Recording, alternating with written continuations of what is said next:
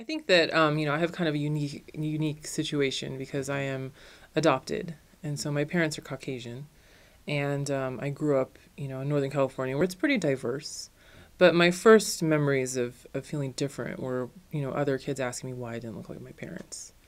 From an identity perspective, it's kind of confusing when you realize, you don't look like your parents, and then people start pointing it out. So I remember when I was a kid, I used to just say, "Well, I look like my dad because my dad had dark hair," and I don't look anything like him, of course. But that got him to be quiet for a little bit. It wasn't until I got to college that I really started noticing. So I went up to NAU, and I didn't really think about it, and then I started joining clubs. So I joined a sorority, and I was the only girl in all of sorority Greek life that was Asian. People would always comment on my height.